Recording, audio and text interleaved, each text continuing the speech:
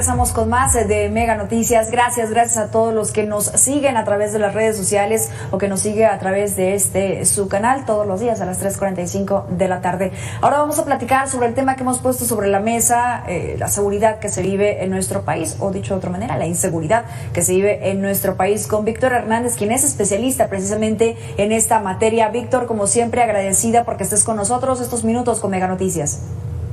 Sí, muchas gracias por la invitación, a tus órdenes. Muchas gracias. Bueno, hoy de nueva cuenta escuchamos a la titular de la seguridad de nuestro país, Rosa Isela Rodríguez, dar estas cifras, dar los avances que se tienen en esta materia, como ellos lo señalan, la disminución de la incidencia delictiva también, pero vemos estos otros casos que donde la violencia se ha venido desbordando. Ahí está Tijuana, ahí está Ciudad Juárez, ahí está León, ahí está Cajeme, ahí está también Fresnillo, bueno, que es uno de los mayores ejemplos últimamente con el tema de la violencia. ¿Cuál es tu lectura y tu balance también a estos 3 años que lleva la actual administración federal respecto a la seguridad y su presunta estrategia? En pocas palabras, Mitzi, mucho ruido y pocas nueces. Mucho de lo que se ha presumido y de lo que se ha tratado de vender como una métrica de éxito de la estrategia de seguridad es la construcción de cuarteles de Guardia Nacional. Por ejemplo, recientemente la jefa de gobierno de la Ciudad de México anunció la construcción de un cuartel de Guardia Nacional en la alcaldía de Azcapotzalco, y la realidad es que no hay ningún indicador estadístico de que la construcción de un batallón o de un cuartel de Guardia Nacional tenga algún efecto significativo en la incidencia delictiva. Mejora un poco el tiempo de reacción, pero si tomamos casos como el de Zacatecas, por ejemplo, que en este momento es una de las entidades más golpeadas por la inseguridad, comunidades como Guadalupe, que tiene un batallón que está justo afuera del mero centro de Zacatecas, a pesar de que hay 2 unidades y 2 batallones que relativamente rápido pueden reaccionar, eso no ha desincentivado a organizaciones criminales, ni ahorita ni mucho tiempo atrás, de realizar cobro de derecho de piso, de que haya asesinatos. Y en ese sentido, todo lo que este gobierno ha propuesto como medidas que supuestamente van a surtir éxito, en realidad no tiene ninguna evidencia estadística, ni para bien ni para mal, en ámbitos como secuestro, robo, extorsión, y muy por el contrario, en el caso específico del homicidio, al revés, el despliegue de militares. Este es un estudio publicado por el Centro de Investigación y Docencia Económica, por el Programa de Política de Drogas. Sabemos que en lugar de revertir la tendencia al alza de la violencia, la incrementa hasta en un 13%, muy en particular cuando el despliegue federal es de Fuerzas Armadas. Entonces, en ese sentido, estamos invirtiendo millones en más narrativa y más fotografías que en realidad resultados medibles en términos estadísticos.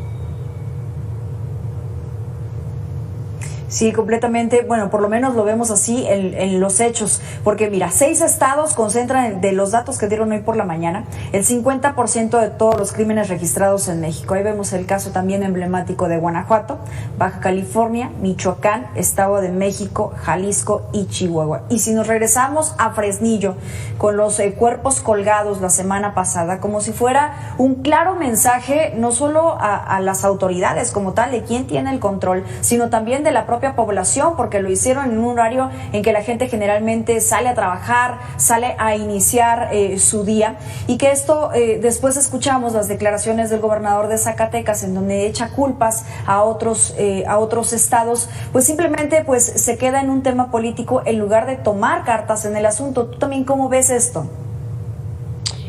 Este dilema eterno entre de quién es la responsabilidad, las labores de seguridad pública, una de las tentaciones para resolver esta relación tan disfuncional entre el gobierno federal y los gobiernos locales sería la centralización, que es la tendencia que ha marcado no solo este gobierno, sino los anteriores. Al crear corporaciones federales, llámese Policía Federal, Gendarmería, Guardia Nacional, iniciativas como el crear códigos penales únicos, tienen en el fondo la intención de menoscabar la autonomía de los estados, y aunque pareciera una buena idea porque normativamente nos alinearíamos a los mismos criterios. En realidad, lo que sabemos estadísticamente es que surte muchos mayores efectos fortalecer a las policías municipales, a las policías estatales, que a las corporaciones federales, porque las corporaciones federales tienen intervenciones muy acotadas en periodos cortos de tiempo en algunas entidades y empiezan a moverse conforme la guerra contra el narcotráfico migra, que es de las paradojas de la estrategia federal de seguridad. No importa qué es lo que despleguemos, Marina, Ejército, Gendarmería, la guerra contra el narcotráfico va migrando entre ciudades, entre municipios, y la presencia federal nunca es una solución definitiva a la crisis estructural de inseguridad. Pensemos en Michoacán. Michoacán inaugura la guerra contra el narcotráfico con un despliegue masivo de tropas. Uno pensaría, bueno, después de prácticamente haber invadido Michoacán en 2006, 2007, ya sería un estado completamente pacífico, y la verdad es que eso no ocurre así. Tamaulipas, también otro de los estados con permanente despliegue federal, no ha sido plenamente pacificado a lo largo de la guerra contra el narco, y la guerra va migrando de municipios, y lo que es preocupante es que las crisis estructurales que viven los municipios que hoy concentran la violencia, muy en el fondo los viven prácticamente todos los municipios del país, y la guerra va a poder seguir brincando y salpicando en otros municipios mientras no ataquemos estas condiciones estructurales que hacen tan disfuncional la impartición de justicia en México.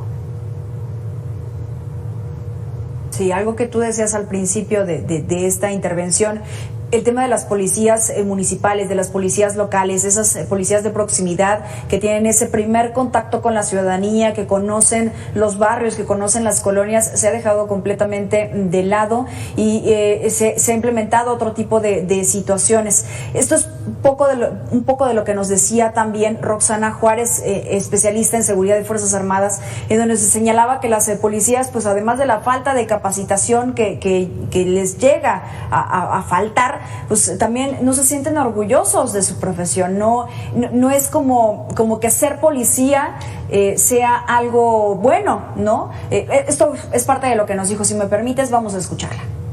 Y mujeres que básicamente dan la vida por la ciudadanía, pues simplemente su nivel de aprobación entre la misma pues es completamente bajo, y eso también no abona para tener este nivel de confianza. Hay un círculo vicioso en materia de seguridad pública. Presuntamente sacamos a las Fuerzas Armadas sobre pretexto de que nuestras policías, nuestras fiscalías locales están rebasadas. Por tanto, adoptamos esta estrategia federal que en principio es temporal.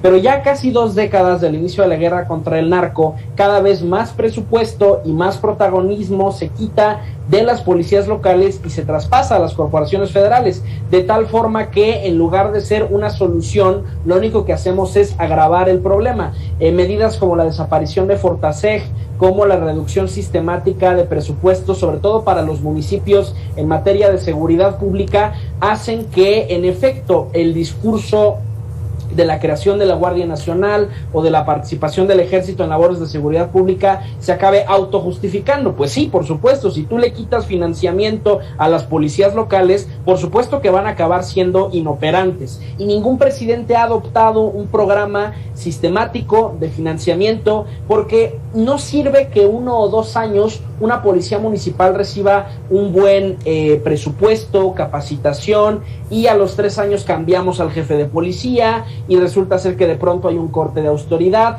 Este tipo de iniciativas requieren de mucho más tiempo, y hablando de lo que mencionaba Roxana, no hablemos de los exámenes de control y confianza. Ninguno de los miembros de Fuerzas Armadas hacen exámenes de control y confianza, que es un requisito para poder hacer labores policiales en México, y el 80% del personal de Guardia Nacional está integrado por militares. Es decir, nuestros hoy policías federales o sustitutos de policías federales ni siquiera tienen las mismas acreditaciones ni la misma capacitación que tenía la extinta Policía Federal, y claro, con narrativas como la Policía Federal era corrupta, la Policía Federal era ineficiente, pues claro, ¿no? Seguimos abonando a esta narrativa de que todo lo policial es terrible y todo lo militar es santo, es pulcro, es inmaculado, y la realidad es que no. La formación militar y la cultura institucional que hay en las Fuerzas Armadas es una cultura de violencia, y en ese sentido es poco apta para lidiar con el ciudadano. adecuada para lidiar con enemigos en el contexto de una guerra, de una ocupación, y eso tengo mis dudas, porque incluso el derecho internacional humanitario establece algunos límites, pero definitivamente no es la más adecuada para lidiar con ciudadanos que no son enemigos, que tienen derechos procesales, que una vez que termina el enfrentamiento tiene una serie de garantías, que tiene que pasar por el sistema de justicia, porque eso es lo que distingue la justicia de la mera venganza. Ahorita que estás mencionando específicamente de cómo ha sido la estrategia implementada en los últimos meses y que pareciera que debería de tomar otra dirección distinta. Hace rato escuchaba a Ricardo Márquez Blas en el otro espacio de aquí de Mega Noticias con Beto García, y él decía que, bueno, casos como Zacatecas y bueno, yo le agregaría también el caso de Guanajuato, en donde la violencia está allí presente, que los gobernadores deberían de solicitar el mayor apoyo posible por parte de la Federación. ¿Tú crees que este sería el camino, la estrategia a tomar, el siguiente paso a tomar por parte también de los gobernadores, que no los quitemos de su responsabilidad que también tienen por esta violencia que está ocurriendo en sus estados? ¿Crees que ese sea el camino? Llama mucho la atención que el despliegue de la Guardia Nacional no necesariamente ha respondido a la incidencia delictiva, y esto está muy bien documentado. Hay algunos estados con una abierta y franca crisis de inseguridad que no han recibido hasta este momento un despliegue masivo de Guardia Nacional. Y al revés, algunos estados que están relativamente pacíficos y que tienen un despliegue muy intenso. Yo de entrada me pregunto por qué tendría que haber, por ejemplo, hablando de Ciudad de México, un cuartel de Guardia Nacional en Azcapotzalco cuando la Policía de la Ciudad de México es el segundo cuerpo armado más grande del país después de las Fuerzas Armadas. Antes lo era la Policía Federal, ahora que desapareció ese lugar lo ocupa la Policía de la Ciudad de México. Yo me pregunto si eso realmente va a tener algún efecto en la incidencia delictiva, y en ese sentido lo que me preocupa de pensar que la Guardia Nacional va a resolver la crisis que hay en Guanajuato o en Tamaulipas sería volver a caer en el mismo error. No lo resolvió ni el Ejército ni la Marina en el sexenio de Peña, no lo resolvió en el sexenio de Calderón, porque no son enchiladas. Reconstruir una fiscalía, una policía, requiere de mucho tiempo, y haciendo eco a lo que comentaba Roxana, ¿no?, sobre el espíritu del cuerpo, hay un error de pensar que la única forma de dignificar la labor policial y dotarle de espíritu de cuerpo es militarizando las policías. Y la realidad es que eso ha fracasado en México. Hay abundantes casos de abusos, de maltratos, de violaciones a los derechos laborales del personal cuando se militarizan las corporaciones, cuando se adoptan figuras como las boletas de arresto, cuando se institucionaliza la tortura, la extorsión, que también ocurre al interior de las Fuerzas Armadas, y en ese sentido tenemos que cambiarnos el chip. Esto no se va a resolver a punta de balazos. Claro que hay una parte de contención, pero fundamentalmente donde estamos fallando es en la parte de las sentencias condenatorias. De nada sirve desplegar helicópteros y comprar nuevos uniformes de Guardia Nacional si el ciudadano malandro, cuando lo pongo a disposición, viene torturado o no supe llenar el informe policial homologado y se cae la carpeta de investigación. Entonces sí es muy importante empezar a salir de esta narrativa de pensar que todo esto se resuelve a punta de balazos, porque al final donde estamos fracasando es en la parte que sigue después del enfrentamiento, en las sentencias, en la reinserción social, y ahí no está situada la discusión pública, está situada en el muy corto plazo, que es pensar en quién va a llegar y quién va a hacer las primeras detonaciones. Ni a punta de balazos, pero tampoco a punta de abrazos. Víctor Hernández, especialista en materia de seguridad. Muchas gracias por esos minutos en Mega Noticias. Hasta luego, Mitzi, un saludo a todo nuestro auditorio. Igualmente, recuerda que todas estas entrevistas usted los puede recuperar en todas nuestras plataformas digitales de Mega Noticias. Vamos a hacer la pausa y regresamos con más.